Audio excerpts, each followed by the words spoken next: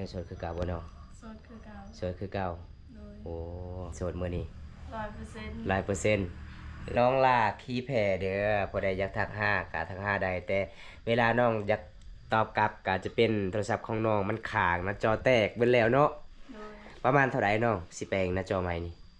500,000ปลาย500,000ปลายเนาะโอ้จีบก็จีบได้บ่น้องจีบได้จีบได้เนาะโดยถ้ามีคนอยากทักก็ทักได้เนาะทักได้เพราะว่าตอนนี้น้องก็สิมาเปลี่ยนเพจใหม่เลยเนาะโดยชื่อเพจว่าน้องลาพี่แพรน้องลาที่เพจภาษาไทยเนาะโดยผู้ใดอยากทักก็อยากมีคนคุยก็คุยได้เนาะคุยได้เพราะว่าน้องตอนนี้ยังโสดเนาะน้องโสด โสด100%บ่คัน100%ถ้ามีคนคุยนี่น้องสิมักผู้บ่าวรุ่นอายุเท่าใดหรือว่าน้องบ่จำกัดเรื่องอายุเลยอายุ19-20 ปีขึ้นไป19ขึ้นไปโดยคุยได้คุยได้คัน19ลงมาคุยบ่ได้19ลงมาแสดงว่าผู้บ่าวอายุยังน้อยเนาะยังน้อยแม่นเพราะว่าคุยผู้บ่าวอายุรุ่นใหญ่เนาะอันเป็นหยังคือมักผู้บ่าวอายุรุ่นใหญ่สิเห็นจั่งใดฮะเขาฮักเดียวใจเดียวเขาฮักเดียวใจเดียวก็ฮักเดียวใจเดียวบ่ เออคันถ้าลมผู้บ่าวอายุรุ่นน้อยนี่เขาล่มกับเฮาแล้วเขาหลายใจหลายใจบ่หลายใจเนาะบ๊ายบาย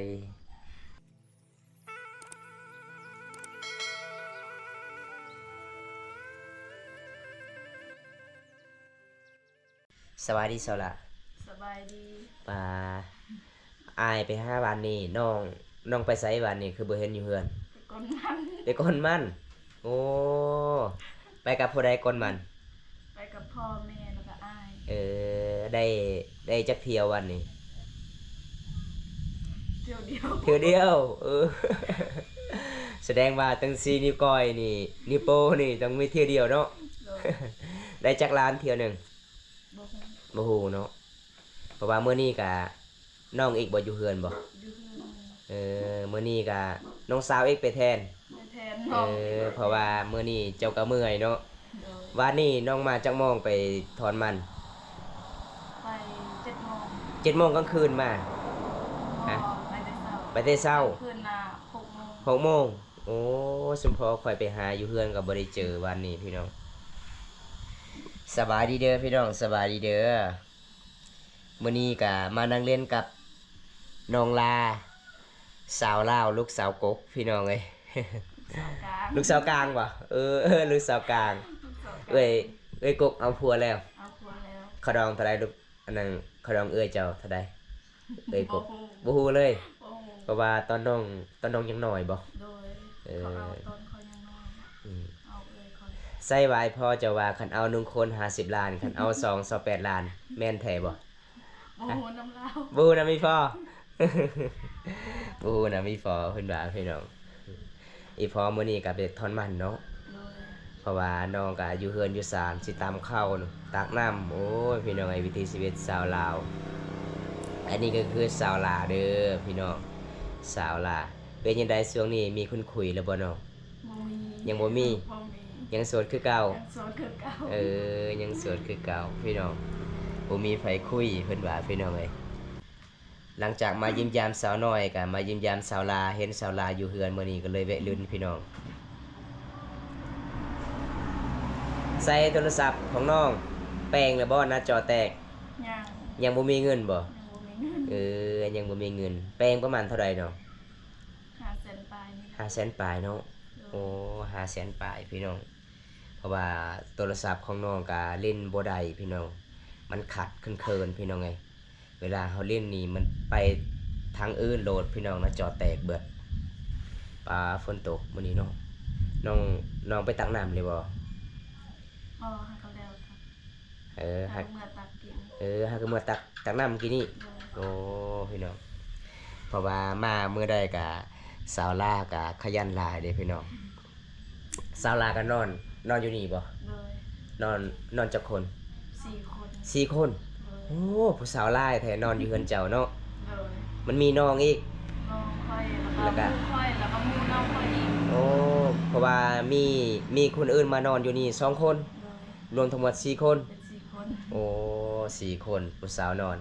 มาทางเฮือนสาวน้อยมีผู้สาวนอน3 คน พี่น้องเอ้ยแบบสาวโสดในชนบทนี่นอนนํกันเลยเพราะว่าหมู่บ่มีเฮือนมีศาลต้องไปนอนอยู่เฮือนบ่อนใดมีห้องใหญ่ๆไปนอนอยู่นั่นเนาะเขตบ่บ้านเฮาพี่น้องน้องกินข้าวกินน้ำเลยบ่ ฮะ กินข้าวกินน้ำเลยบ่ กินแล้ว กินอาหารหยังมื้อนี้ กินหอย กินห้อยเอาแล้วไปเฮือนสาวน้อยสาวน้อยก็กินห้อย มาเฮือนสาวลาก็กินห้อย มามื้อนี้บ่ได้บ่งู บ่ บ่ได้อีก ได้ มาสุดก่อนมาสองเถื่อได้งู2ตัวเนาะ แม่ มามื้อนี้เพิ่นว่าบ่ได้อีกงูพี่น้องเอ้ยเพราะว่าหาก็มาแต่ทอนมันวันนี้เมื่อยหลายน้องอยู่ผู้เดียวน้องอยู่เฮือนเนาะ โดย อยู่ผู้เดียวพี่น้อง อยู่คนเดียว 3 โมงจะหน่อยน้องสินึ่งข้าวบ่ แม่เข้า โอ้พี่น้องใส่วิถีชีวิตประจำบ้านเลยพี่น้องเอ้ยน้องสาวของเจ้าเล่าวกะไปทอนมันกับอีเม่ โดย อ๋อผู้ได้ขับรถเอา อายไป อ้าย อายกบ อ้ายกก โดย อ้ายกลางเด้ อายกลางอยู่เพื่อน อยู่เพื่อน เพื่อน เอออ้ายกลางคือบ่ไปซอยอีพอยแม่ไปทอนมัน เราไปเฮ็ดเวียกนำพ่อแม่ลาว เอ พ่อ อ แม่อยู่เพื่อนเมียลาวนี่เราไปเฮ็ดเวียกซอย โดยอันนี้ก็สาวลาอยู่จักปีเลยสาวลา 17 ปี 17 ปีแล้วสิฮอด17สิฮอด 17 ปี 17 ปีนี้แล้ว โอ้ มาเมื่อนั้น16 ปี มาเมื่อนี้17เลยเนาะ เออพี่น้องมันฮอดปีก็เลยฮอด17 ปี เอ้ามือเฟซที่น้องให้มื้อนั้นน้องลาลูกสาวกกคือบ่เห็นเลย น้องตอนนี้น้องตั้งเพจใหม่เลยบ่ ทำเฟซใหม่ ในได้ซื้อเพจของน้อง น้องรักที่แพง น้องลาขี้แพ้ภาษาลาวภาษาไทย ภาษาไทย โอ้ ภาษาไทยพี่น้อง น้องลาขี้แพ้บ่ได้อยากทักกะทักมาได้เด้อพี่น้อง น้องมีเน็ตบ่ มี มีแสดงว่าคุยใดพี่น้อง อันนี้ก็จะเป็นห้องนอนของน้องทางหลังเนาะ โอ้พี่น้อง เพราะว่าเฮือนครัวก็คือทางนั้นนี่จะเป็นเฮือนใหญ่พี่น้อง สวัสดีเด้อครับ สวัสดีเด้อพี่น้องเฮาที่เข้ามาติดตามรับชมมื้อนี้ไลฟ์สด2 เทื่อเลยพี่น้องเอ้ยบังเอิญได้เจอสาวลาวฝามังกรอยู่บ้านพี่น้อง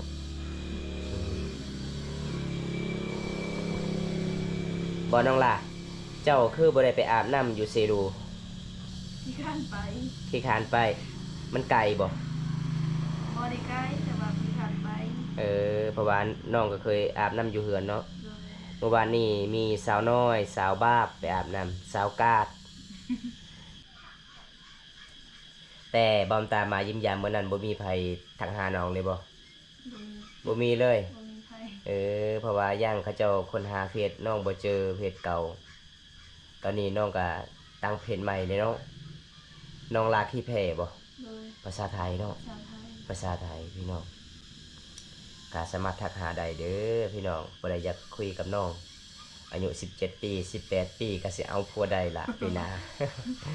ปีหน้าก็สิเอาผัวแล้ว มีไผมัก คันท้ายมีคนมักเอาบ่ปีหน้า เฮา เอาเลยเนาะ18 ปีแล้วพี่น้องสาวลาวเข้ามังกรเพราะว่าบอมตาก็โดนแล้วบ่ได้ไปเยี่ยมยามน้องลาฮอด7 มื้อเลยบ่8 มื้อเลยเนาะ 8 มื้อ 8 มื้อแล้วบ่ได้มาเยี่ยมยามเพราะว่าบอมตาก็บ่สบายแน่พี่น้องเอ้ยกลางคืนนี่มีผู้บ่าวไปเล่นบ่ บ่มี บ่มีเลย บ่มี ส่วนหลายนี่แต่มีหมู่น้องมานอนนํกันนี่บ่มีเลยผู้บ่าวมาเล่นบ่ บางทีก็มีบางทีก็บ่มี เวลาผู้บ่าวไปเล่นนี่ผู้บ่าวก็นั่งขึ้นลมอยู่เรือนเลยบ่ โดย โอ้คิดว่าผู้บ่าวไปเล่นนี่ผู้บ่าวเอิ้นนั่งลมอยู่ตารางบ่ได้บ่ บ่ บ่ได้ บ่ได้ ต้องนั่งลมอยู่นี่เนาะ โดย โอ้นั่งคุยอยู่นี่พี่น้องเวลาผู้บ่าวมาล่มนี่ประมาณจักโมงผู้บ่าวมา เพราะว่ามา7-8 โมง 7-8 โมง โดย ผู้บ่าวกลับอีกจักโมง 10 โมง 11 โมง โอ้10 โมง 11 โมงเนาะ โดย คันฮอด12 โมงก็บ่ให้อยู่อีกบ่ อยากนอนคือ ยัง กัน นอนคือกันเนาะ โดย มันเป็นตามประเพณีเนาะ โดย เวลาผู้บ่าวมากะลม ประมาณ3ชั่วโมงเนาะ3ชั่วโมงพี่น้องอยู่ได้ใส่ว่าสิตั้งเพจใหม่ในใดซื้อเพจน้องมาเบิ่งดู น้องลาพี่แม่ น้องลาขี้แพน้องลากาสิแจกเฟซพี่น้องน้องลากาสิตั้งเพจใหม่เพราะว่าเพจเก่าเขาบ่ได้แล้วเพิ่นว่าพี่น้องไง เขาบ่ได้บ่จื้อรหัส บ่ชื่อรหัสเนาะ โดย ก็เลยเข้าบ่ได้พี่น้องเป็นยังไงกดซาบ่ หน้าจอแตก หน้าจอแตกก็เลยค้างพี่น้องเพิ่นอยากแจกเพจบุ๊กพี่น้องไงหน้าจอค้างไปเลยพี่น้องนี่ได้ซื้อเพจ น้องลาพี่แพ้ น้องลาขี้แพยังบ่ได้คือเก่าบัดนี้ ยังค้างคือเก่าเอ้ยพี่น้องเอ้ยเบิ่งนี่พี่น้องหน้าจอก็เบิดแตกไปแล้วผู้สาวว่าผู้สาวลากะอยากสิแจกเฟซให้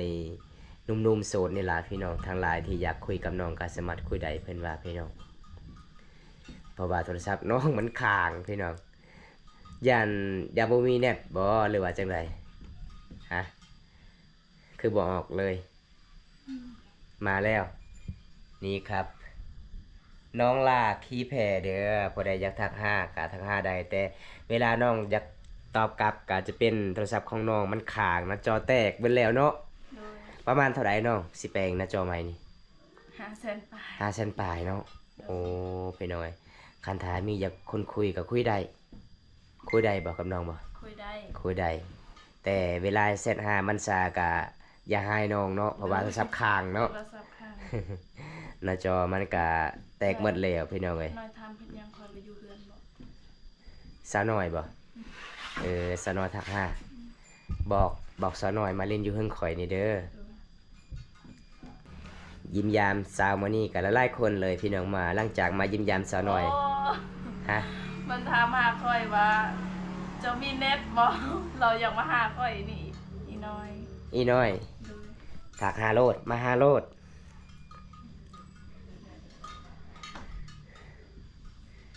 สาวน้อยบ่มีเน็ต บ่มีเน็ต อ้าวข่อยตื้มให้แล้วได้10,000เมื่อกี้นี้